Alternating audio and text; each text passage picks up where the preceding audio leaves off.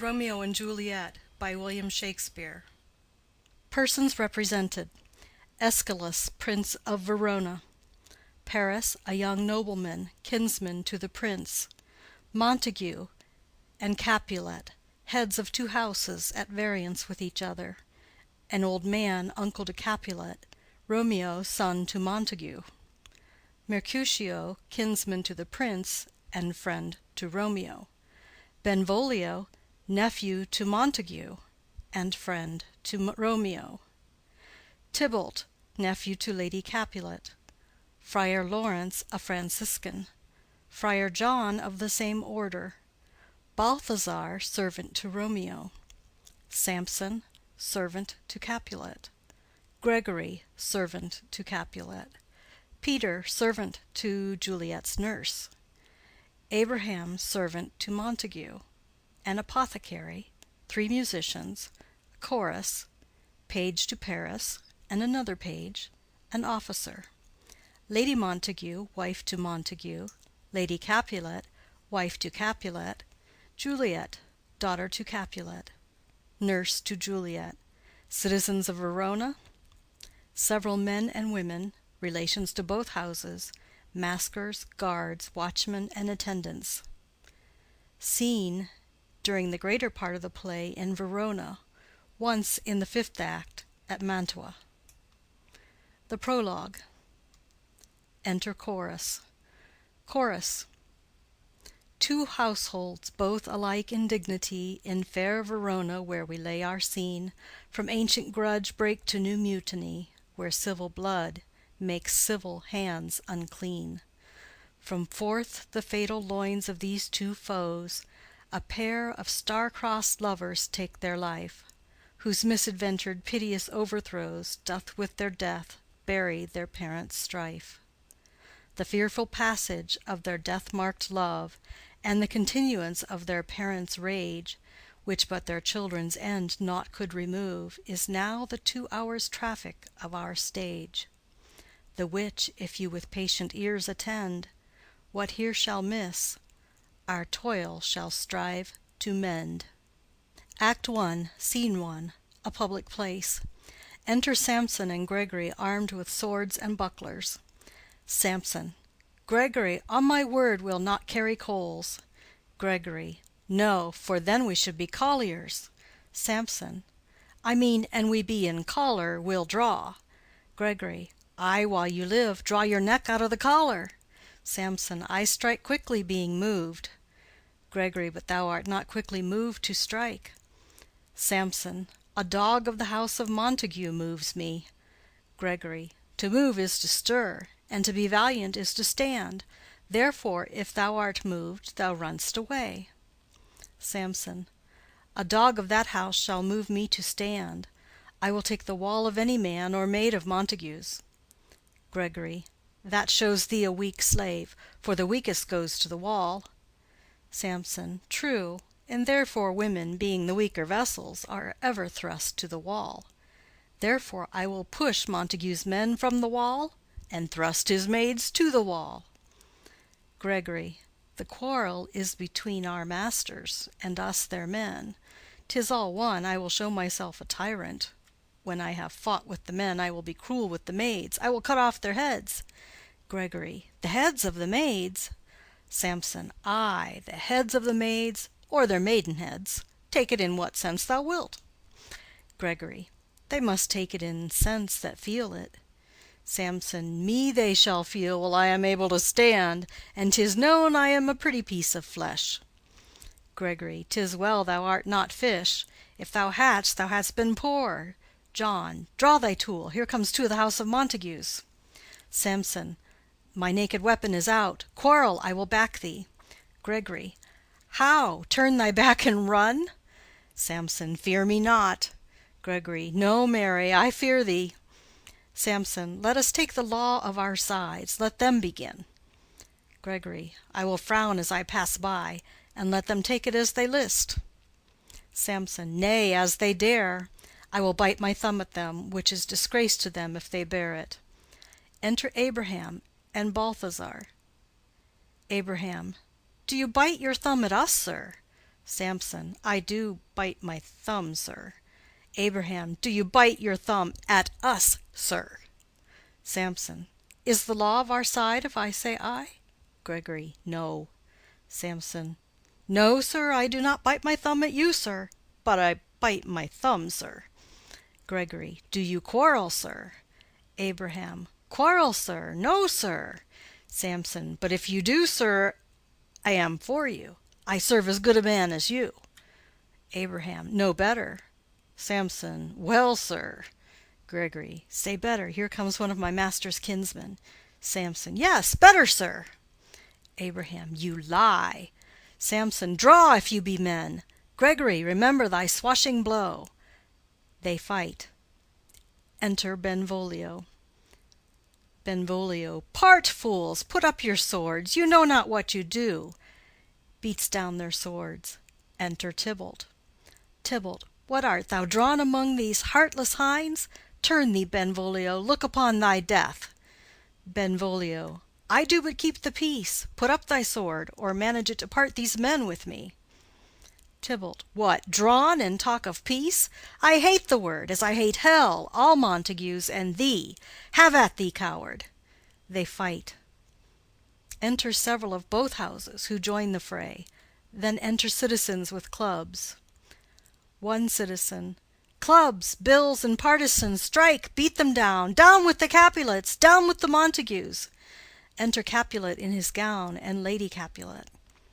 Capulet. What noise is this? Give me my long sword. Ho!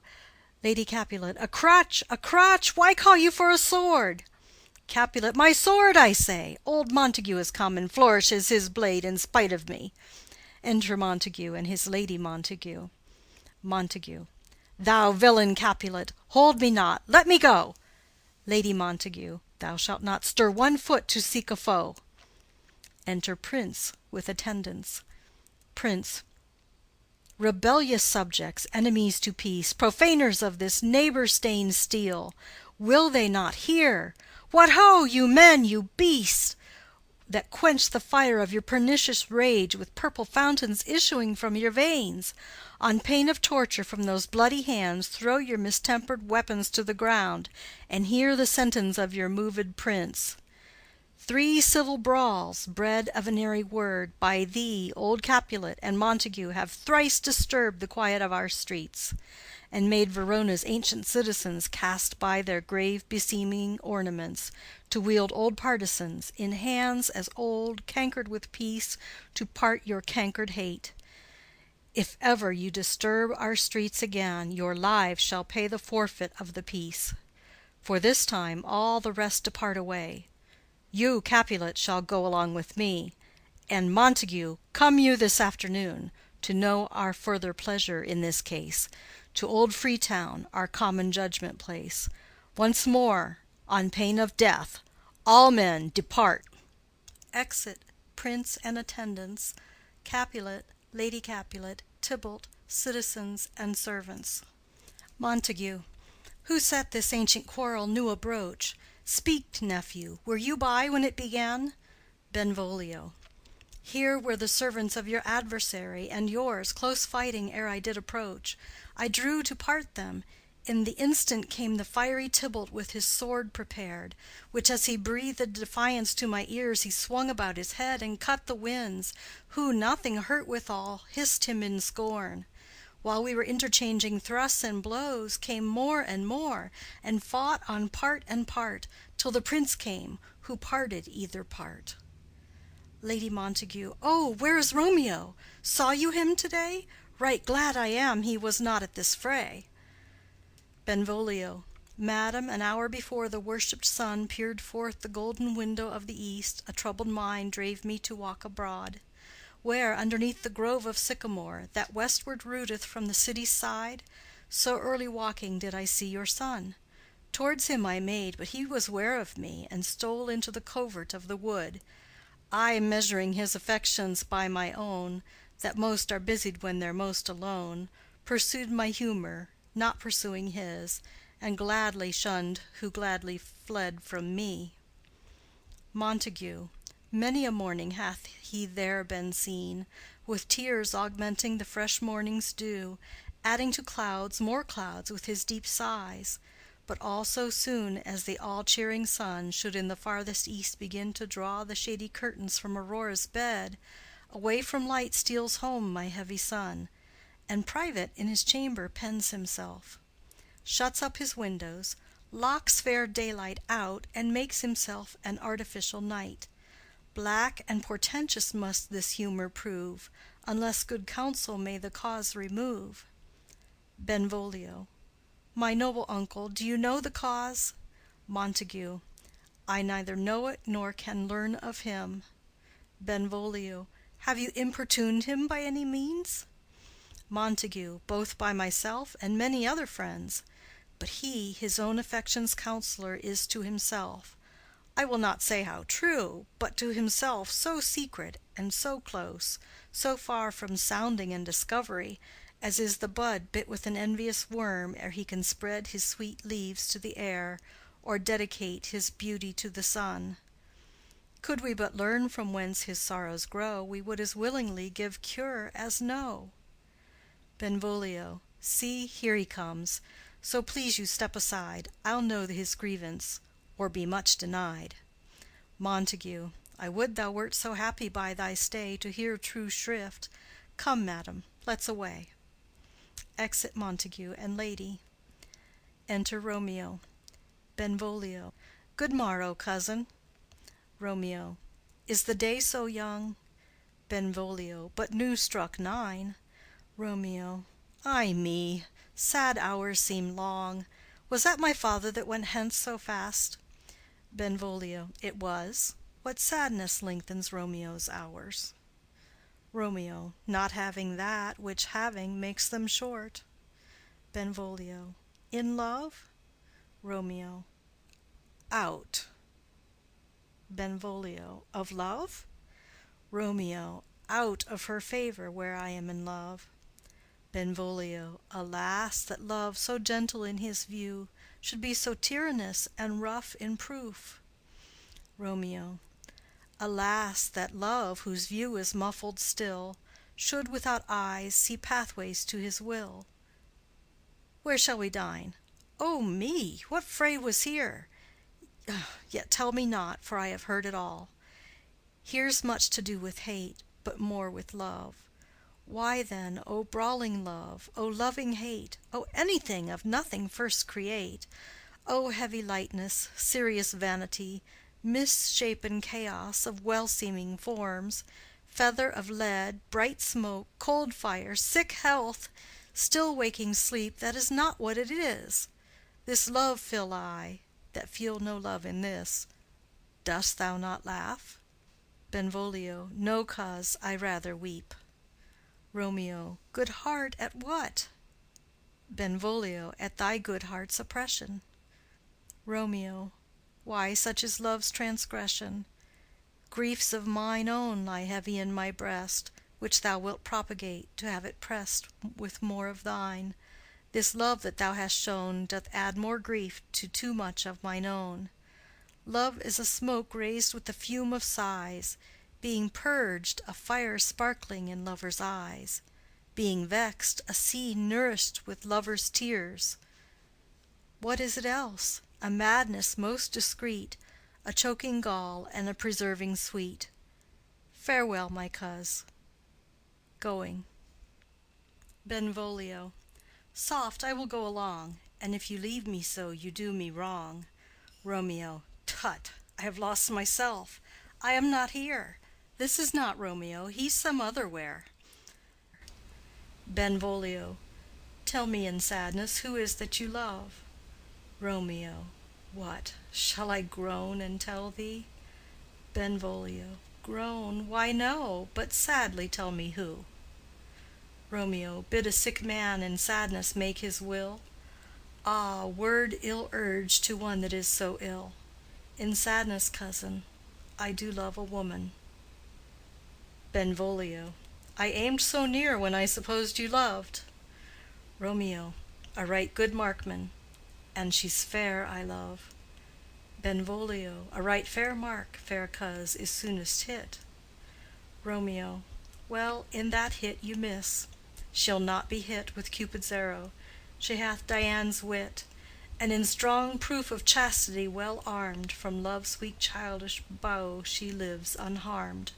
She will not stay the siege of loving terms, nor bide the encounter of assailing eyes, nor ope her lap to saint seducing gold.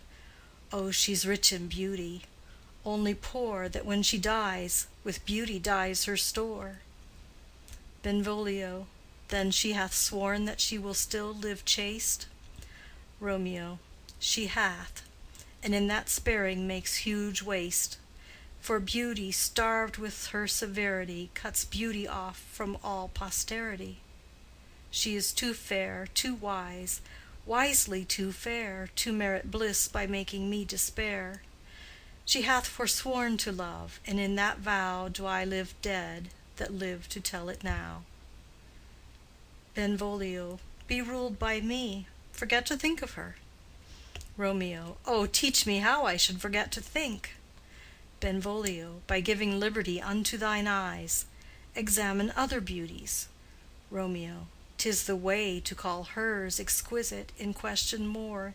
These happy masks that kiss fair ladies' brows, being black, puts us in mind they hide the fair. He that is struck and blind cannot forget the precious treasure of his eyesight lost. Show me a mistress that is passing fair. What doth her beauty serve but as a note where I may read who passed that passing fair? Farewell. Thou canst not teach me to forget. Benvolio. I'll pay that doctrine, or else die in debt. Exit. End of Scene 1.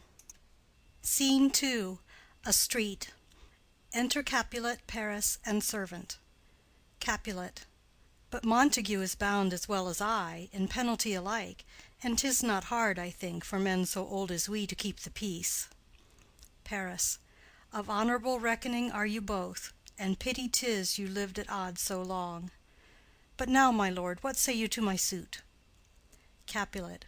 But saying o'er what I have said before. My child is yet a stranger in the world. She hath not seen the change of 14 years.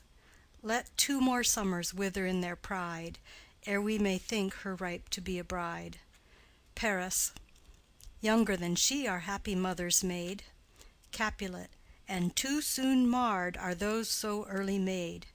The earth hath swallowed all my hopes but she. She is the hopeful lady of my earth. But woo her, gentle Paris, get her heart. My will to her consent is but a part. And she agree, within her scope of choice lies my consent and fair according voice.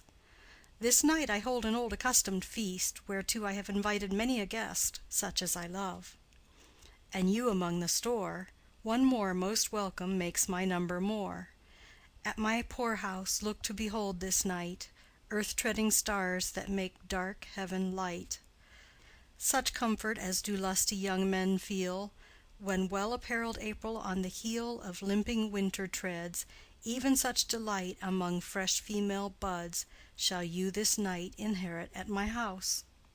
Hear all see, and like her most whose merit most shall be, which among view of many, mine being one, may stand in number, though in reckoning none. Come, go with me. Go, sirrah, trudge about through fair Verona, find those persons out whose names are written there, gives a paper, and to them say, my house and welcome on their pleasure stay. Exit Capulet and Paris. Servant. Find them out whose names are written here. It is written that the shoemaker should meddle with his yard, and the tailor with his last, the fisher with his pencil, and the painter with his nets.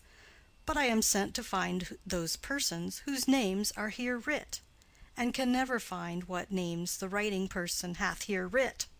I must to the learned, in good time. Enter Benvolio and Romeo. Benvolio. Tut, man, one fire burns out another's burning. One pain is lessened by another's anguish. Turn giddy and be holp by backward turning. One desperate grief cures with another's languish. Take thou some new infection to thy eye, and the rank poison of the old will die.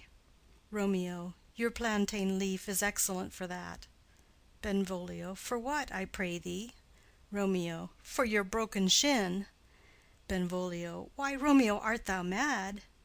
Romeo, not mad, but bound more than a madman is, shut up in prison, kept without my food, whipped and tormented and— Good-den, good fellow. Servant, God gi' good-den. I pray, sir, can you read?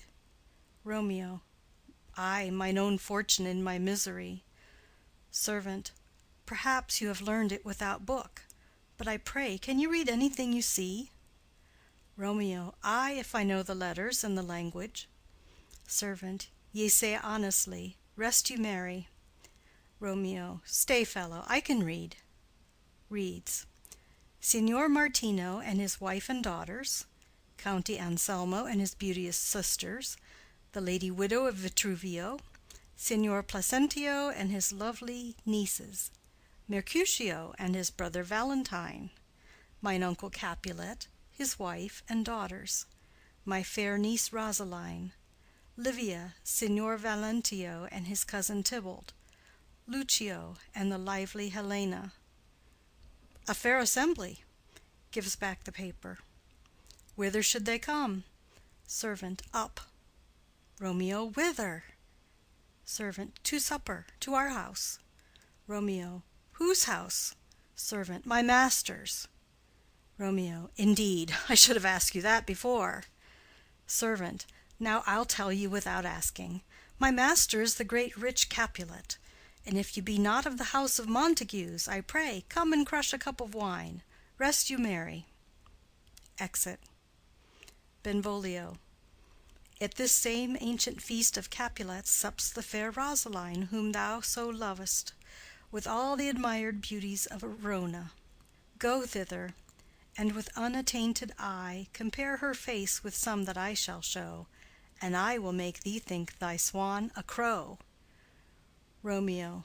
When the devout religion of mine eye maintained such falsehood, then turn tears to fires, and these, who often drowned, could never die, transparent heretics, be burnt for liars. One fairer than my love? The all-seeing sun ne'er saw her match since first the world begun. Benvolio. Tut, you saw her fair, none else being by, herself poised with herself in either eye.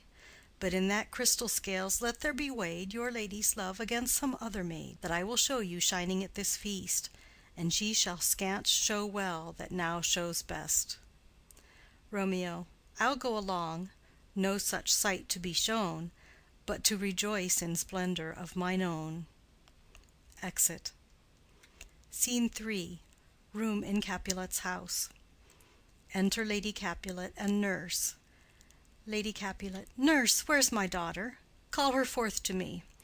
Nurse. By my maidenhead, at 12-year-old I bade her come. What, lamb? What, ladybird? God forbid! Where's this girl? What, Juliet? Enter Juliet. Juliet. How now? Who calls? Nurse. Your mother. Juliet.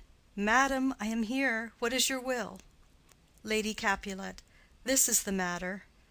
Nurse, give leave a while. We must talk in secret. Nurse, come back again. I have remembered me. Thou's hear our counsel. Thou knowest my daughter's of a pretty age. Nurse. Faith, I can tell her age unto an hour. Lady Capulet. She's not 14. Nurse. I'll lay 14 of my teeth, and yet to my teen be it spoken, I have but 4. She is not 14. How long is it now to Lammastide? Lady Capulet. A fortnight and odd days. Nurse. Even or odd, of all the days in the year, come Lammas Eve at night shall she be 14. Susan and she, God rest all Christian souls, were of an age. Well, Susan is with God. She was too good for me. But, as I said, on Lammas Eve at night shall she be 14. That shall she, Mary. I remember it well. 'Tis since the earthquake now 11 years, and she was weaned. I never shall forget it. Of all the days of the year, upon that day, for I had then laid wormwood to my dug, sitting in the sun under the dove-house wall, my lord and you were then at Mantua. Nay, I do bear a brain. But as I said, when it did taste the wormwood on the nipple of my dug, and felt it bitter, pretty fool, to see it tetchy and fall out with the dug. Shake, quoth the dove-house, 'twas no need, I trow, to bid me trudge, and since that time it is 11 years. For then she could stand alone, nay, by the rood she could have run and waddled all about, for even the day before she broke her brow. And then my husband, God be with his soul, he was a merry man, took up the child. Yea, quoth he, dost thou fall upon thy face? Thou wilt fall backward when thou hast more wit. Wilt thou not, Jewel? And by my holidame, the pretty wretch left crying, and said, Aye. To see now how a jest shall come about, I warrant, and I should live 1,000 years, and never should forget it. Wilt thou not, Jewel? Quoth he. And pretty fool it stinted, and said, Aye. Lady Capulet. Enough of this. I pray thee hold thy peace. Nurse. Yes, madam. Yet I cannot choose but laugh to think it should leave crying and say aye. And yet I warrant it had upon its brow a bump as big as a young cockerel stone, a parlous knock, and it cried bitterly. Yea, quoth my husband, fall'st upon thy face? Thou wilt fall backward when thou comest to age. Wilt thou not, Jewel? It stinted and said, Aye. Juliet. And stint thou too, I pray thee, nurse, say aye. Nurse. Peace, I have done. God mark thee to his grace. Thou wast the prettiest babe that e'er I nursed, and I might live to see thee married once, I have my wish. Lady Capulet. Marry. That marry is the very theme I came to talk of. Tell me, daughter Juliet, how stands your disposition to be married? Juliet. It is an honor that I dream not of. Nurse. An honor? Were not I thine only nurse, I would say thou hadst sucked wisdom from thy teat. Lady Capulet. Well, think of marriage now. Younger than you, here in Verona, ladies of esteem, are made already mothers. By my count, I was your mother much upon these years that you are now a maid. Thus then, in brief, the valiant Paris seeks you for his love. Nurse. A man, young lady, lady, such a man as all the world. Why, he's a man of wax. Lady Capulet. Verona's summer hath not such a flower. Nurse. Nay, he's a flower, in faith, a very flower. Lady Capulet. What say you? Can you love the gentleman? This night you shall behold him at our feast. Read o'er the volume of young Paris's face, and find delight writ there with beauty's pen. Examine every married lineament, and see how one another lends content. And what obscured in this fair volume lies, find written in the margent of his eyes. This precious book of love, this unbound lover, to beautify him, only lacks a cover. The fish lives in the sea, and 'tis much pride for fair without the fair within to hide. That book in many's eyes doth share the glory that in gold clasped locks in the golden story. So shall you share all that he doth possess, by having him, making yourself no less. Nurse. No less, nay, bigger. Women grow by men. Lady Capulet. Speak briefly. Can you like of Paris's love? Juliet. I'll look to like, if looking liking move, but no more deep will I endart mine eye than your consent gives strength to make it fly. Enter a servant.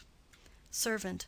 Madam, the guests are come, supper served up, you called, my young lady asked for, the nurse cursed in the pantry, and everything in extremity. I must hence to wait. I beseech you, follow straight. Lady Capulet. We follow thee. Exit servant. Juliet, the county stays. Nurse. Go, girl. Seek happy nights to happy days. Exit. Scene 4. A street. Enter Romeo, Mercutio, Benvolio, with 5 or 6 maskers, torch-bearers, and others. Romeo. What, shall this speech be spoke for our excuse, or shall we on without apology? Benvolio, the date is out of such prolixity.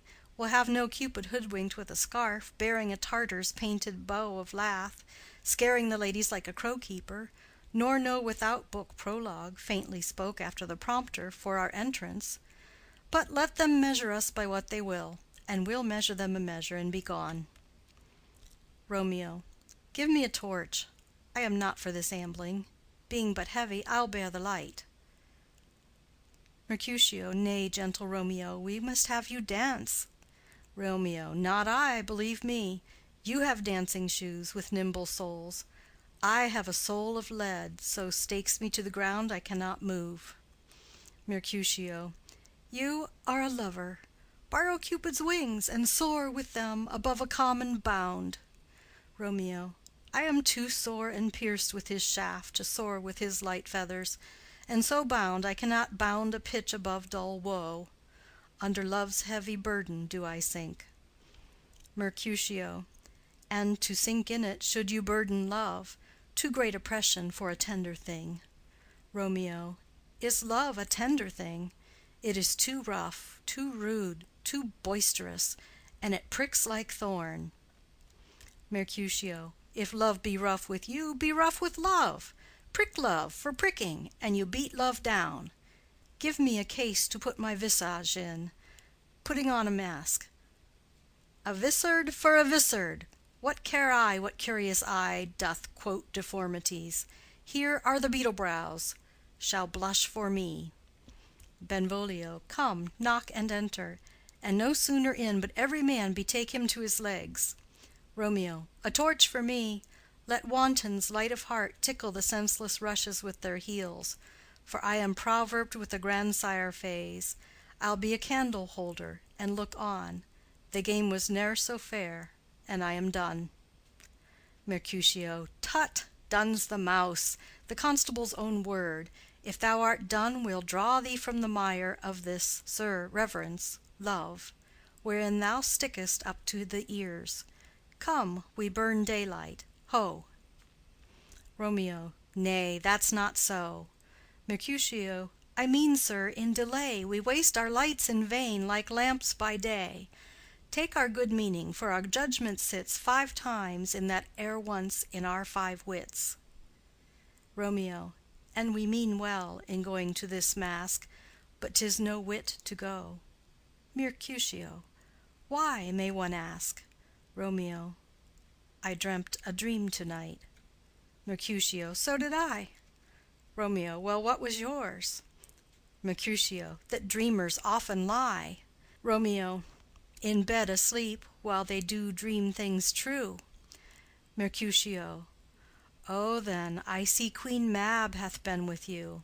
She is the fairies' midwife, and she comes in shape no bigger than an agate stone on the forefinger of an alderman, drawn with a team of little atomies athwart men's noses as they lie asleep.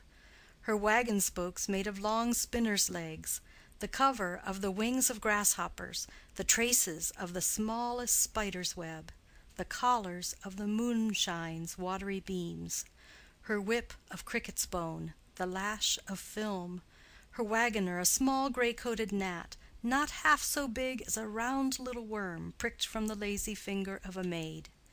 Her chariot is an empty hazelnut, made by the joiner squirrel or old grub, time out of mind the fairies' coachmakers.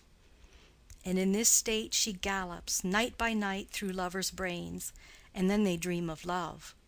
Or courtiers' knees that dream on courtesies straight, or lawyers' fingers who straight dream on fees, or ladies' lips who straight on kisses dream, which oft the angry Mab with blisters plagues, because their breaths with sweetmeats tainted are.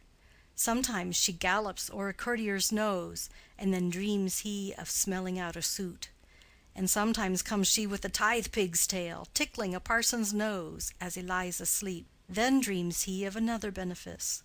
Sometimes she driveth o'er a soldier's neck, and then dreams he of cutting foreign throats, of breeches, ambuscados, Spanish blades, of health's 5 fathom deep, and then anon drums in his ear, at which he starts and wakes, and being thus frightened swears a prayer or two, and sleeps again.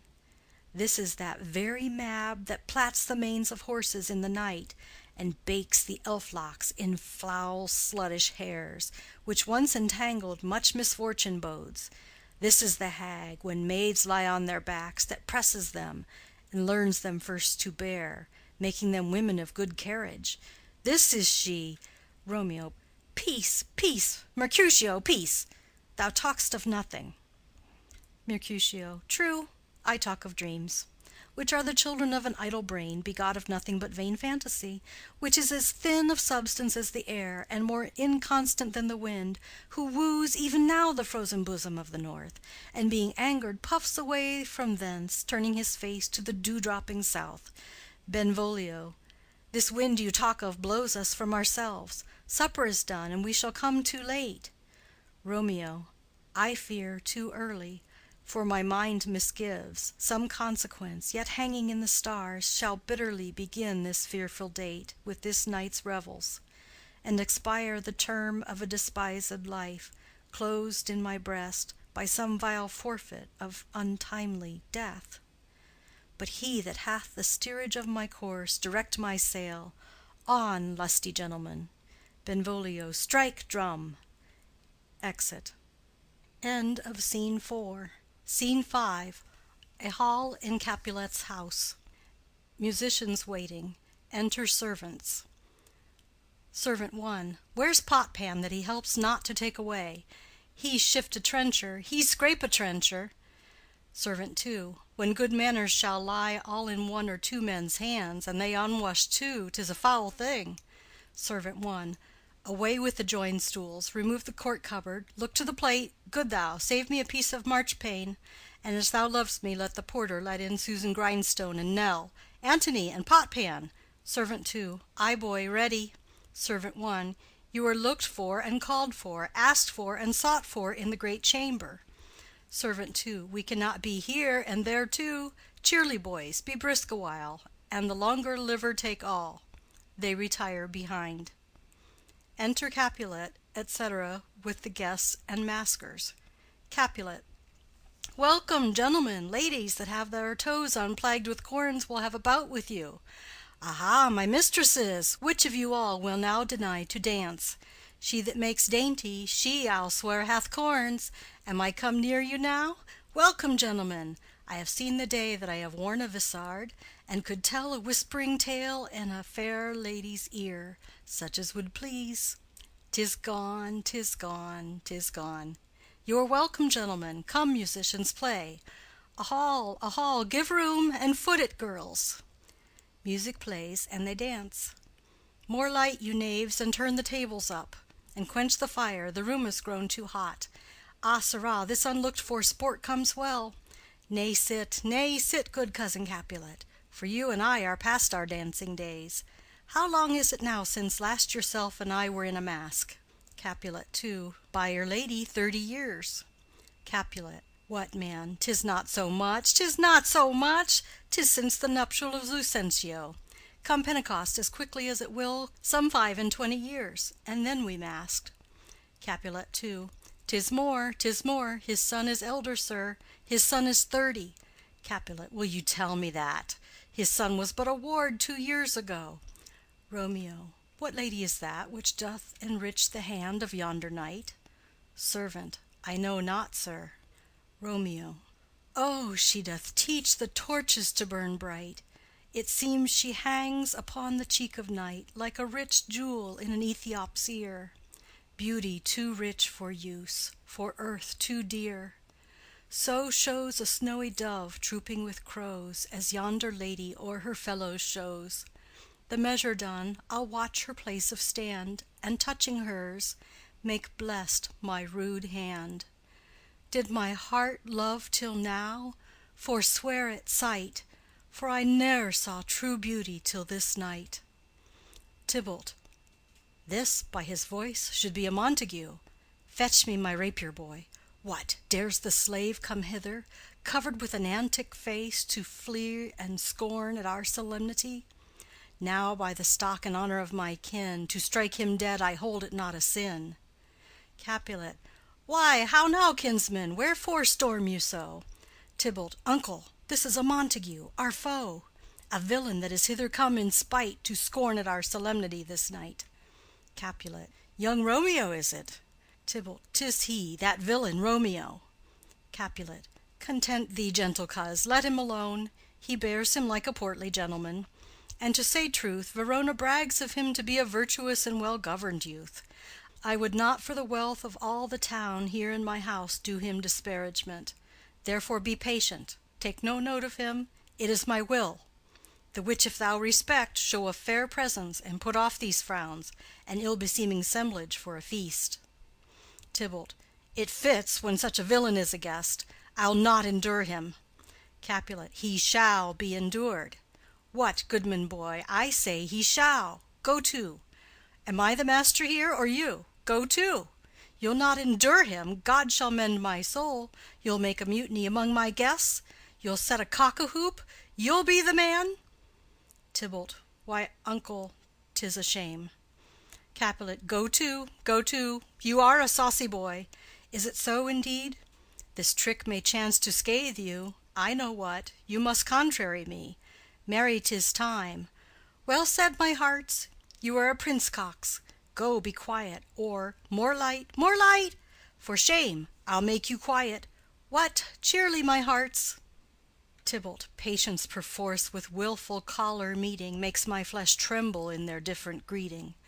I will withdraw, but this intrusion shall, now seeming sweet, convert to bitter gall.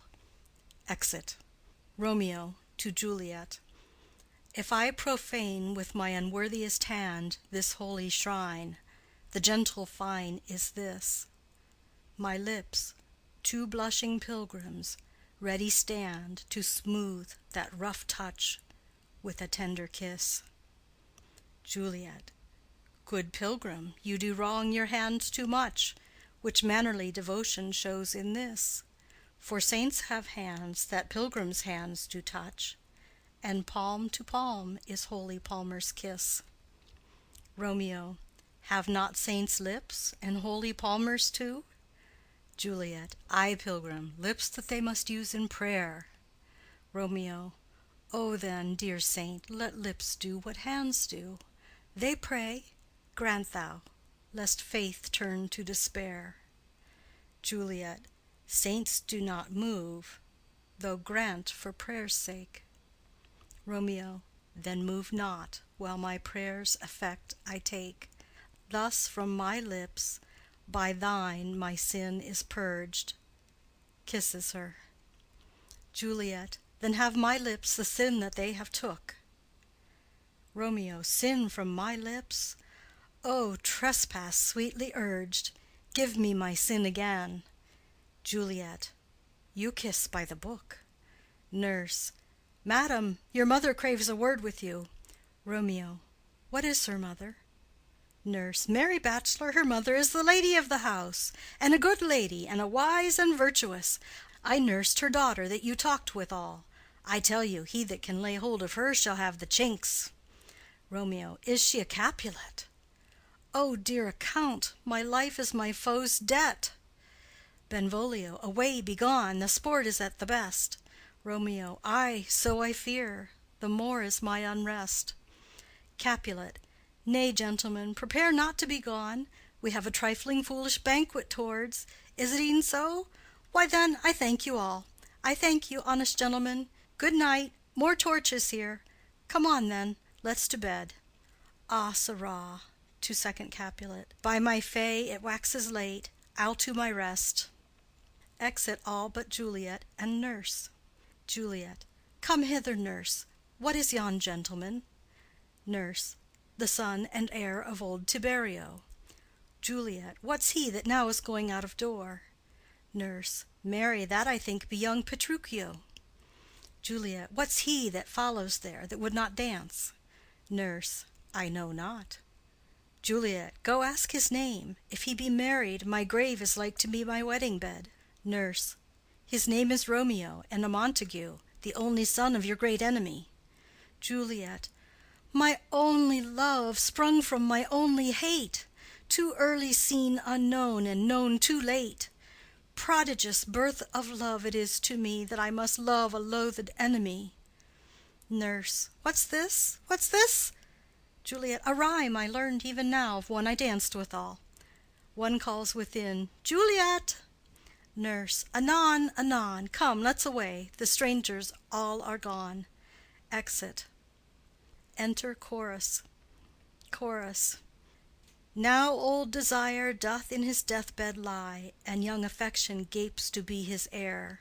That fair for which love groaned for and would die, with tender Juliet matched, is now not fair. Now Romeo is beloved, and loves again, alike bewitched by the charm of looks. But to his foe supposed he must complain, and she steal love's sweet bait from fearful hooks. Being held a foe, he may not have access to breathe such vows as lovers used to swear. And she as much in love, her means much less to meet her new beloved anywhere. But passion lends them power, time means to meet, tempering extremities with extreme sweet. Exit. End of Scene 5. End of Act 1.